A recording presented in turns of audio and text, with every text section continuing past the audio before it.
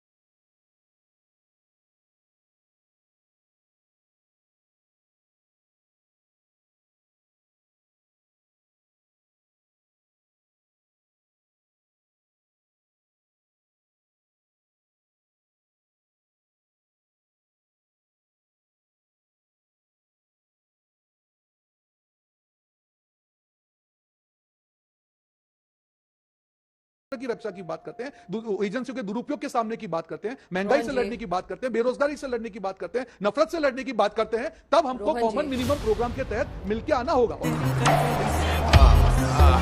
मैं दे रहा हूं आपको जवाब। मैंने आपको कहा आप अरे मीटिंग करते हैं उसमें ये सब बात सॉर्ट आउट कर क्यों नहीं करते आपके नेता? पार्टीज है, नहीं सुन लीजिए। मैं जवाब ही दे रहा हूँ, आप इमोशनल मत होइए, आपकी भावनाओं की मैं कदर करता हूँ। आप कह रहे हैं उनमें टेंशन है, वो कह रहे हैं हमारा तो एक्सटेंशन हो रहा है। अरे बाकी छोड़िए, इनकी पार्टी के अंदर भी बोले, सबको बोलने का अधिकार है, लोकतांत्रिक अधिकार है। अभी खड़गे जी का बयान आया है कि सोनिया जी और राहुल जी ने मुझे अध्यक्ष का दायित्व, बोलने का अधिकार ऐसा है कि फिर जवाब दिया तो गुगली मार दी। साहब क्या बोलते हैं, क्या बुलवाते हैं? कांग्रेस पार्टी से कौन बोलेगा, याद तय करेंगे। नहीं। पर गौरव गोगोई बोले और कितना अच्छा बोले। हाँ, बहुत अच्छी बात आपने कही। राहुल गांधी जी का नाम विड्रॉ करके जब गौरव गोगोई जी का रखा गया तो उन्होंने कहा गुगली मार दी, यानी हमें अचंभा दिया। तो मैं पूछना चाहता हूं कि नॉर्थ ईस्ट का सांसद आपके लिए राहुल गांधी जी की स्टेप नहीं है? अरे सांसद जी, नोटिस तो गौरव गोगोई नहीं दिया था ना पहले। मैं इसीलिए तो कह रहा हूं, तो पहले ही नाम गौरव गोगोई का होना चाहिए था। कुछ भी कैसी अपमानजनक बातें कर रहा है लड़का ये। सुधांशु जी की एक बात का जवाब देना चाहता हूं कि इन्होंने कहा 50% वोट बैंक हमारी इतनी सीटों पर है। सुधांशु, सिर्फ 40-50 सीट आपकी घटा देना तो आपकी सरकार तो इस देश में नहीं बनने वाली। और मैं बार बार सीएसडीएस के आंकड़े की दुहाई देता हूं, यदि ये सारी पार्टियां एक मुश्त एक मंच पर खड़ी रही और 1% भी वोट इधर से उधर हो गया, आप 119 पर आ जाएंगे। जवाब दो। है कि इंडिया की बैठक, इंडिया विपक्षी गठबंधन की बैठक हो रही है 30 और 1 अक्टूबर को मुंबई में, और अभी हाँ 30 अगस्त को और 1 सितंबर सॉरी। हम मालूम है तेरे बाप को मत सिखा। देख रहे हैं कि पूरी तौर से लाचारी, डर और मजबूरी का शिकार है। अच्छा ब्रिजमोहन जी, अब जो ये ज्ञान चक्षु आपके खुले ही हैं, तो आपने कभी सोचा है कि बीजेपी नेताओं से माफी मंगवाएं जितने बयान अजित पवार के खिलाफ दिए गए थे? शाबाश। सुनिए ना, माफी की, इसमें माफी की जरूरत नहीं है। भारतीय जनता पार्टी शरणागत हो गए हैं साहब, आप माफी क्या मांगवाएंगे किसी से? जो शरणागत हो वो माफी नहीं मांगता, आप सरेंडर हैं। बात तो सही है। मिश्रा जी बोल रहे हैं क्या? ब्रिजमोहन जी बोलिए। थोड़ा सुन लीजिए, सुन लीजिए। अरे नीतीश कुमार विचार मंच मिशन के निकले हैं, थोड़ा सा तो बोलेंगे ही बीच में। बोलिए। अरे बताइए ना, चक्की पीसिंग पे माफी मंगवा ली क्या आपने फडणवीस जी से? नहीं, मैं यही कहना चाह रहा हूँ, राजनीति में जरूरी नहीं है कि माफी मांगी जाए। कौन है ये लोग?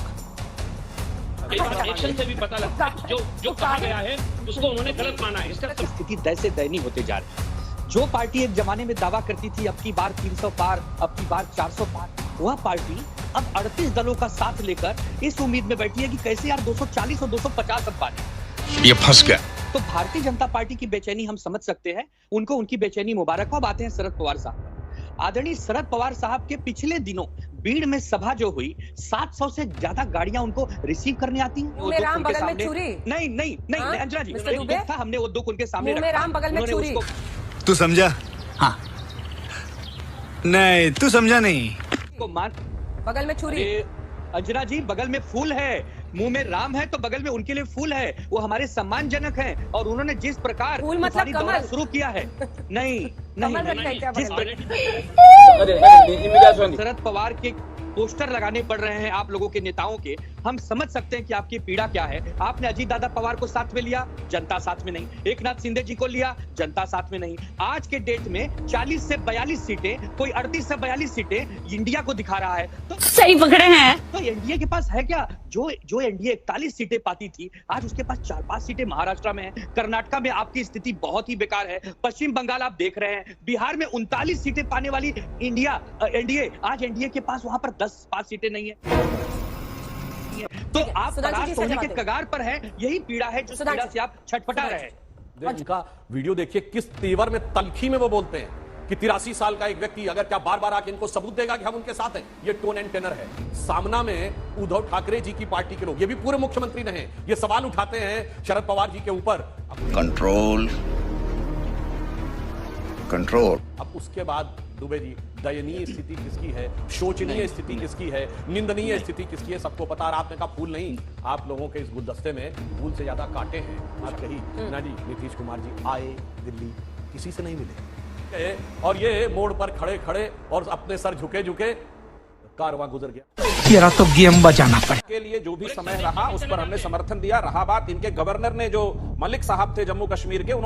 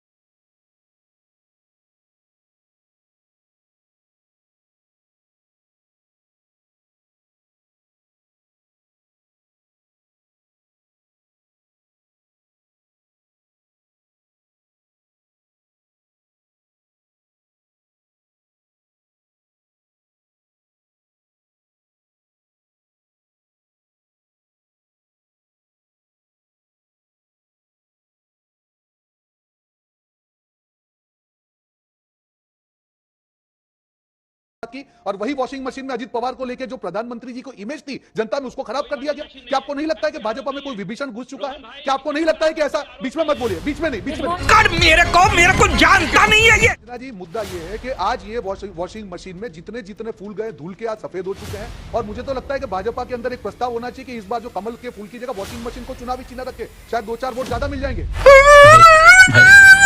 और बृजमोहन जी अभी बीच में बोल रहे थे, मुझे याद आ रहा है एक डिबेट में शायद 2 दिन पहले शरद पवार लिखा था, और पीछे पीछे मुझे भी मालूम नहीं चला, मैं तो तारीफ करने वाला था कि बृजमोहन जी जैसे व्यक्ति नहीं गए, पर देखा कि वहां पे भी परिवर्तन हो गया, वॉशिंग मशीन में चले गए। मुद्दा मारो हमको जिंदा मत छोड़ो। क्या है अंजना जी, आज जो भाजपा प्रवक्ता कब से लेंस लगा के इंडिया में ये हुआ, इसने ये किया, इसने, अरे कभी आपकी पार्टी को तो सवाल पूछिए, जितना समय आप विपक्ष को अटैक करने के लिए लगाते उससे 10% समय आपने मणिपुर में शांति बहाल के लिए किया होता, तो आज ये हाल नहीं होता। आज अमित शाह जी भविष्यवाणी तो कर रहे हैं, पर अमित शाह जी क्या भविष्यवाणी गृह मंत्री के तौर पर कर सकते हैं? ये हुई ना बात कि मणिपुर में कब शांति होगी, हरियाणा में कब शांति होगी, कब देश में महंगाई कम होगी, ये भविष्यवाणी क्यों नहीं कर पाते हैं? 7.44% खुदरा महंगाई दर हो गया है, आप अभी भी यहाँ पे कौन सी बड़ी बड़ी बातें कर रहे हैं? 9 साल में आपने जितने भी वादे किए, एक भी वादा पूरे नहीं कर पाए, और दूसरे की भविष्यवाणी की बात करें।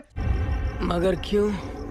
अंजना जी, रोहन भाई जब आदरणीय अजीत दादा पवार की बात करते हैं, तो मैं फिर से एक बार कहना चाहता हूं कि आदरणीय अजीत दादा पवार कुल 3 साल के लिए इरिगेशन मिनिस्टर, तो उस समय कुल बजट 12,000 करोड़ का था। 70,000 करोड़ का जब आरोप लगाते हैं तो इनको पहले ये तो देखना चाहिए कि इसकी हकीकत भी कुछ है या नहीं। और यही हकीकत जब हमने देश के प्रधानमंत्री के सामने रखी तो उन्होंने इस बात को स्वीकार किया है, लेकिन इनकी समझ में नहीं आता। और मैं जनता को आप मूर्ख समझना बंद कर दी कि ये सरासर गलत है, हमारी सरकार में कोई भ्रष्टाचार नहीं हुआ, और आज कह रहे भ्रष्टाचार हुआ, हमने किया, हम करप्ट थे। मैं पूछना चाहता हूं कि स्टैंड किसने चेंज किया है? हमने नहीं चेंज किया है, आपने चेंज किया। जो आप कहते थे कि ऐसा कुछ हुआ ही नहीं, आज छाती पीट पीट के कह रहे हैं। अब एक और बात कहता हूं, मणिपुर पे एनडीए का दम क्या ईडी से है? ये एग्रेसिव होने की क्या बात है ना मुद्दा सर। वो कह रहे हैं कि हम तो डाइवर्सिटी में इंडिया बना है, एनडीए का दम ईडी से। नहीं, देखिए डाइवर्सिटी में नहीं, घबराहट में बना है। 26 साल पहले जेल में गए लोग 2014 के बाद का पर्ची फाड़ने लगे हैं आपके, बताइए। और सुनिए, उनके खिलाफ सबसे पहले ये उठाया किसने था मुद्दा? नीतीश कुमार जी ने। विरोधाभास पर आप प्रहार कर रहे हैं, लेकिन 2024 का दम दिखेगा इंडिया वर्सेस एनडीए।